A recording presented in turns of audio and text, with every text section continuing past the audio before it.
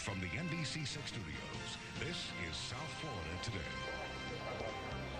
Passover has something in common with a lot of diets people are on these days. Unleavened bread is great for low-carb diets, but how do you make a cake with no flour? Chef, our old pal, Rob Subkowski, is here from the Art Institute of Fort Lauderdale, and you say you can do it. It can be done. But let us not get confused here. This is not a low-carb cake. It just doesn't have any flour in it, which is great for the holidays. Right, we still have sugar, we still have the cocoa, so that's carbs, but right. For the holidays, it's great, no flour. Well, you know, a lot of people love no-flour cakes anyway because they're so rich, and you can have a small piece and feel satisfied. Exactly. So how do we do it at home, Chef Rob? Okay, so we start out, we have our butter and our chocolate. We're going to melt that over a double boiler. And all we have is some eggs. We got egg yolks and sugar. We're going to whip that up till it's nice and light and fluffy. I have a question for you. Yeah. If you don't have a double boiler, could you melt it in the microwave? Okay, because I don't know from double boilers. Be careful with the microwave, though, because if you do it too long, it'll burn? Burn very quickly. So about how long would you say? I would give it 30 seconds at a time. Take it out and stir every 30 seconds. Should take you maybe 3 shots. Yes, sir. Okay, we got our yolks now nice and pale. And this is going to give some leavening action to the cake because we can't use any kind of leavening. And now we're going to take a meringue. We can make a meringue with our egg whites. So we have 5 eggs, we separate them. And I'm lucky, I got 2 bowls. If you only have 1 bowl, you need to wash this bowl really good with hot soapy water. Because of the eggs. Grease in the egg yolks will stop the meringue from whipping. Right. Yep. We let this come up a little bit. We don't want to add the sugar right away because that's going to hold your meringue down. So you let it come up a little bit, get nice, light, and fluffy. Okay. And well, it's you always have a nice best mixer. to have your egg whites at room temperature. They'll whip a lot faster. Really? And that's not dangerous? No, not if it's going to be baked in the oven anyway, so. Good point. That will kill any bacteria that we got. Good point. Now we prep our pan with a little spray. We got a 10-inch cake, and we put a little paper on the bottom so it doesn't stick. Now that's a good tip. Can you buy this regular parchment paper in the grocery? Yeah, they got it. And if you can always go to a baking section of Publix or Albertsons and tell them you want to buy some sheets, because they do sell it in a box, in a roll. Okay, and then you just trace the outline of the pan and you're good to go. That'll prevent the bottom from sticking. But make sure you still spray the pan, though. Okay. They look frothy to me. That's it. So we get them not too stiff because we want them to be able to expand in the oven. And if we whip them too much here, they will not expand. Which is good for any cake mix to know. So now, we got everything assembled before us. First thing we're going to do is take our yolks and add that to the chocolate. And then we use our folding technique, which is down the middle, up the side, and turn the bowl.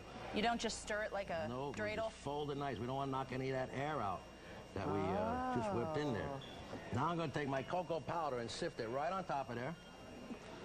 I got a 1/3 of a cup of cocoa powder. And make sure you got a nice, good brand. Not you should use Ghirardelli's the worst I would go, but the what? The worst I would go would be Ghirardelli.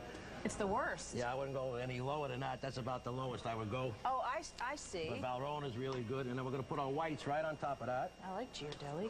We're going to save time instead of folding in just the cocoa powder. Shimmy, shimmy, cocoa pop, shimmy. Oh. Same technique. Down and up, down and up. I guess that's the golden rule to always remember. Down and up. Any down folding. Down the middle, and up the side. Okay. And you'll see this just come right together. You know what the bad part is? You can't lick the bowl because of the raw eggs. Well, that's up to you. We can't serve it to the public that way, but if I'm in my house, I do it. Yeah. Yummy. Now what happens? Okay, so now we take this, we get our pan, we put the whole batter right into the pan. You put the whole thing in the pan. If I could just tell you how good this smells, I could get my chocolate fix just by whiffing it. Okay, Yummy. now, we put that right into a 350-degree oven. Yes, sir. That's been preheated on a sheet pan. And about 20-25 minutes, and what you're going to come out is the cake. It rises, but then it falls down. Any kind of crust I just kind of scraped off. Let it cool at room temperature. Once it gets cold, get your platter. We put that on top. Yes, sir. Flip You make over. it look so easy, Chef Rob. And out he comes. Ooh. Pull your paper away. Now, it looks like brownie. Doesn't taste like brownie, does it? It's a lot richer than brownie because it doesn't have the flour, but actually that's what really a good brownie is. All it is a good, rich chocolate fudge cake. That's awesome. Before I serve it, I take a little bit of powdered sugar. Yes, sir. And we're going to sprinkle it on top. Could you do a design if you have a Absolutely. a mold, a template? Absolutely. Pretty. And for the holiday, that would be a very good idea. Mm-hmm. Okay, You could do now, a little manure. what I want to show you, because I want to make sure you taste this. We're going to go ahead That's and what get I need, a piece of cake. a nice slice. Look at the size of that knife. Could do some serious damage. Okay, now not a big slice. You notice the cake is very low, and we give them a small slice because it's rich. Very rich. Very, very rich. Oh, wait, we're not done. Wait. Oh, okay. Well, if it's chocolate, you got to hold me back.